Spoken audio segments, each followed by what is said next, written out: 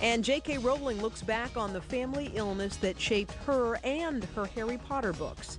You know, life has its ups and downs, so Harry's been with me through a lot. The author and the health cause that's still close to her heart.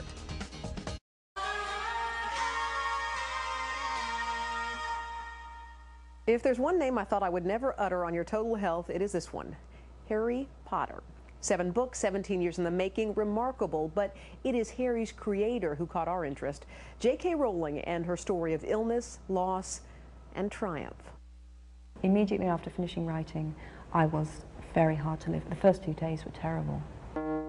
For J.K. Rowling, releasing the 7th and final book in the Harry Potter series has been bittersweet.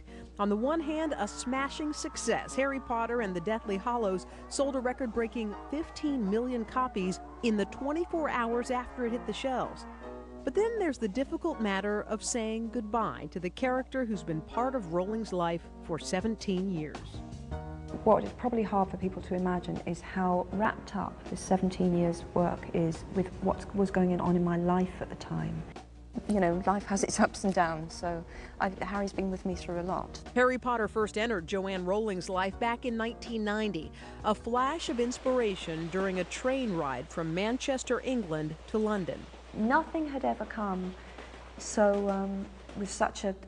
I thought, God, I'd love to write that. And when I got off the train, I went straight home and I started writing.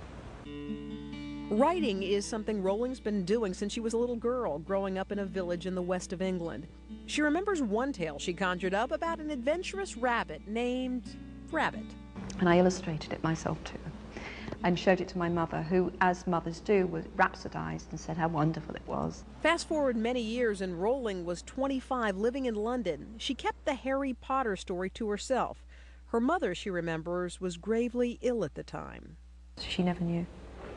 I never told her. She would have loved this. She would, I mean, just in the sense that any mother wants to know that their child is successful. That's a massive regret that I didn't at least tell her. After a 10-year battle with multiple sclerosis, Anne Rowling died on December 30th, 1990, 6 months after her daughter started writing the first Harry Potter book.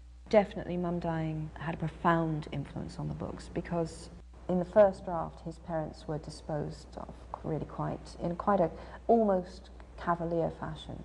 I didn't really dwell on it.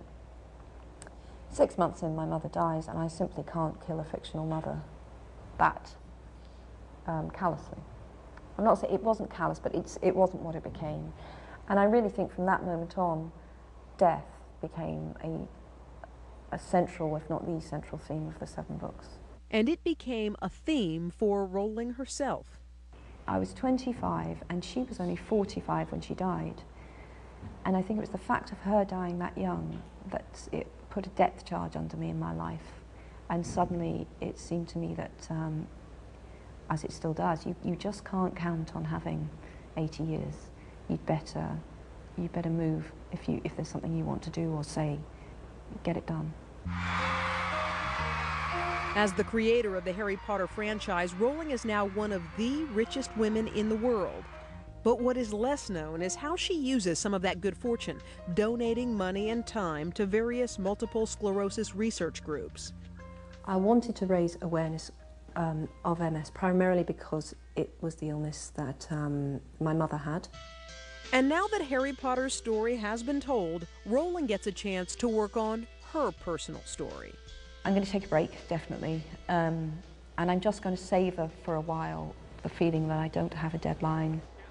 And that's a privilege, you know, and I know that I'm the luckiest woman in the world. I'm immensely privileged.